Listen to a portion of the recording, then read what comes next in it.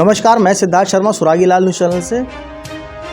Solar को लेकर जिस तरह से यदि उत्तराखंड के राज्य की अगर बात करें तो यहाँ पर बेहद आवश्यकता है, क्योंकि 80% एरिया जो है वो फॉरेस्ट एरिया है।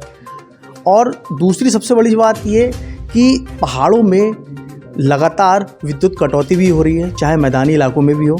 तो सोलर जो है वो एक वैकल्पिक तौर पर देखा जाता है। तो किस तरीके से इंडस्ट्रियल में सोलर को किस तरीके से आगे मजबूत किया जाए और सरकार से किस तरीके की अपेक्षाएं हैं, उसको लेकर हमारे साथ बात करने के लिए मौजूद हैं कुमाऊं गढ़वाल चैम्बर्स के पूर्व अध्यक्ष श्री राजीव घई जी। उनसे पूछते हैं कि किस तरह से सरकार को लेकर सोलर को लेकर किस तरीके से प्लानिंग की आवश्यकता है। देखिए, उत्तराखंड हमारा एक भौगोलिक दृष्टि से और प्रदेशों से डिफरेंट है। यहाँ अल्टरनेट एनर्जी का ही स्कोप है, क्योंकि थर्मल पावर प्लांट यहाँ लग नहीं सकते। यहाँ जो हमारे हाइड्रो प्रोजेक्ट्स लगे हैं वो मौसम पे डिपेंड करते हैं। सर्दियों में यहाँ बर्फ़ होती है, उससे उसकी एनर्जी जो हमारी ऊर्जा का प्रोडक्शन है वो नहीं हो पाता। ऐसे में हमें प्राकृतिक ऊर्जा, नेचुरल रिसोर्सेज पे डिपेंड करना पड़ता है, जिसमें सोलर और विंड एनर्जी दो इम्पॉर्टेंट फैक्टर्स हैं। सोलर एनर्जी पर एक समय में एक गवर्नमेंट ने प्राइवेट सेक्टर को अटैक किया था, जिसमें आपको याद होगा 50 मेगावाट का हमारे भाजपुर में सोलर एनर्जी का लगा। पर उसके बाद कोई भी नई पॉलिसी आज तक नहीं आई।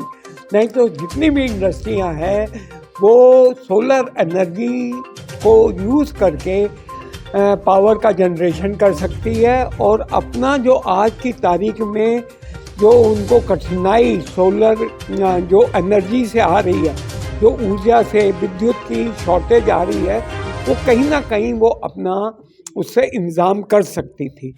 पर हमारी नज़रें हैं आज तक कि कब सोलर की पॉलिसी गवर्नमेंट रिलीज़ करती है।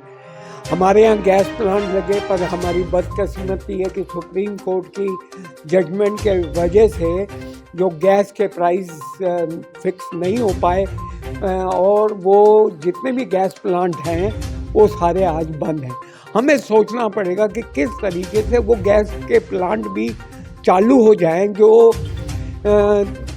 अल्फ़ा, बीटा और श्रवंती हमारे महुआ खेड़ा में लगे हैं, वो भी इतनी ऊर्जा दे सकते हैं जो हमारी आज क्राइसिस से गुजर रहे हैं वो पूरी हो सके। इन सब का लबो दबाव ये है कि आज उत्तराखंड की इंडस्ट्री बहुत कठिनाई के समय से गुजर रही है। यूपी की आस पड़ोस के जितने भी हमारे बॉर्डर के क्षेत्र हैं, वहाँ आपको पता है ज़मीनों की कीमतें पिछले 3 महीने में 2 गुनी हो गई। उसकी वजह सिर्फ यह है कि यूपी की इंडस्ट्रियल पॉलिसी, यूपी का एक संयोजित तरीके से ऊर्जा का वितरण होना, बिजली की शॉर्टेज ना होना, ये सब बातों को देख के हमें अंधकार का भविष्य दिख रहा है उत्तराखंड की इंडस्ट्री का। नई इंडस्ट्री तभी आएगी जब यहाँ हमारा कंपटीशन में हम लोगों को नई पॉलिसी मिलेगी। यहाँ टूरिज्म एक ऐसी चीज इंडस्ट्री है जिसको डेवलप करना बहुत ही आवश्यक है। उसके लिए नई स्कीम, नई योजनाएं, नए इंसेंटिव देकर, और साथ के साथ यहाँ पर आधारभूत सुविधाएं, सड़कों का अवेलेबिलिटी, अच्छी सड़कें देना, और सड़कों के साथ साथ यहाँ पर एक वातावरण टूरिज्म को अट्रैक्शन करने का किया जाना बहुत ज़रूरी है। उत्तराखंड को जो है उत्तर प्रदेश भी कहा जाता है, परियोजनाएं भी चल रही हैं, लेकिन बावजूद इसके कि फिर भी हम जो बिजली की पूर्ति है उसको पूरा नहीं कर पा रहे हैं। तो ऐसे में सोलर के अगर पैनल की अगर बात करें तो वो काफ़ी कारगर साबित होगा। अब इसमें अधिकारियों की लापरवाही कहें कि जो उद्योगों पर काफ़ी दिक्कतें आ रही हैं।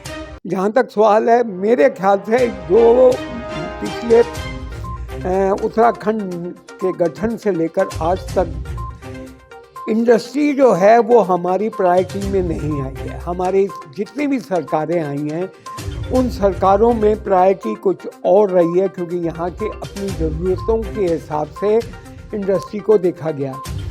अगर इंडस्ट्री आज देश का क्या, विश्व की हर कोई इंडस्ट्री को प्रायोरिटी देता है, क्योंकि इंडस्ट्री ही एक ऐसा है जो रोज़गार के साथ साथ रेवेन्यू देती है।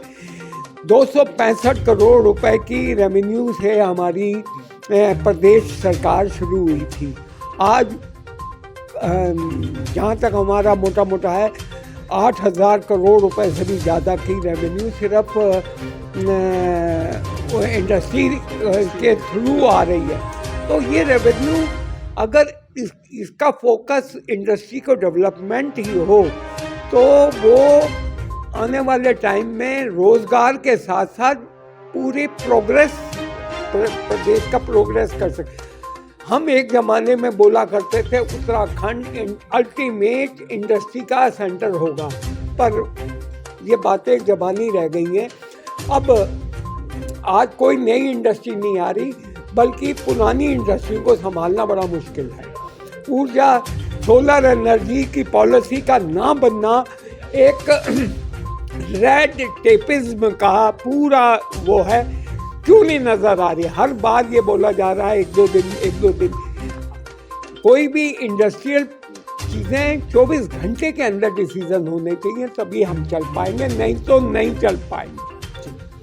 सर, युवाओं को भी आगे बढ़ाने की कोशिश की जा रही है, स्टार्टअप आप शुरू कीजिए। ऐसे में सोलर एनर्जी जो प्लांट है वो कितना कारगर साबित होगा, क्योंकि अपार संभावना है। उत्तराखंड की अगर बात करें तो विद्युत कटौती भी लगातार होती जा रही है, उद्योग धंधे भी प्रभावित हो रहे हैं, तो कितना कारगर साबित मान लीजिए? सोलर पावर अपने आप में बहुत कारगर विद्युत ऊर्जा का साधन है, क्योंकि हमारे पहाड़ में जहाँ पर पेड़ों की संख्या बहुत ज़्यादा है, तो जहाँ पर भी मैदानी इलाका थोड़ा सा भी पड़ता है, तो वहाँ पे अगर पहाड़ में सबसे ज़्यादा धूप पड़ती है, सबसे ज़्यादा हाई डेंसिटी की धूप पड़ती है, ठंडक रहती है, जो कि सोलर के लिए एक फिजिबल एरिया है। माननीय प्रधानमंत्री जी मोदी जी ने, आप देखिए, सोलर के ऊपर ही गुजरात को इतना बड़ा इनोवेटिवली चेंज कर दिया। सबसे पहले उन्होंने ही एक फ्लोटिंग सोलर पैनल प्रोजेक्ट लगाया था, जो वहाँ पर गुजरात को, जिसमें एक बड़ी नई दिशा और दशा दी। तो इसी तरीके से उत्तराखंड में भी सोलर एक बहुत बड़ी क्रांति ला सकता है, और हमारा सरकार से एक निवेदन है कि इस मामले में एक बड़े उच्च स्तरीय लेवल पर सोच को डेवलप किया जाए और सोलर को आगे बढ़ाने के लिए वर्किंग की जाए। ये रोज़गार भी दे सकता है और एक बहुत बड़ा पावर का स्रोत भी हो सकता है, जिसमें रिन्यूएबल एनर्जी है, इसमें कोई पॉल्यूशन नहीं है, इसमें कोई किसी तरह का ह्रास नहीं है, इसमें कोई ज़मीनों की खरीद फरोख्त से रिलेटेड कोई भी स्कैंडल नहीं है। प्योर जो पावर आएगी वो हमारी गवर्नमेंट को जाएगी और उसी से ही सबका डेवलपमेंट होगा। तो लगातार उद्यमी जो है वो लगातार सोलर एनर्जी को बढ़ाने की बात कर रहे हैं। वैसे में देखने वाली बात ये होगी कि सरकार सोलर एनर्जी को लेकर कब एक्टिव मूड में होती है। सिद्धार्थ शर्मा, सुरागी लाल न्यूज़ चैनल, काशीपुर। उत्तराखंड की खबरों से जुड़े रहने के लिए आप हमें सभी सोशल मीडिया प्लेटफॉर्म्स पर सब्सक्राइब, लाइक और फॉलो कर सकते हैं। धन्यवाद।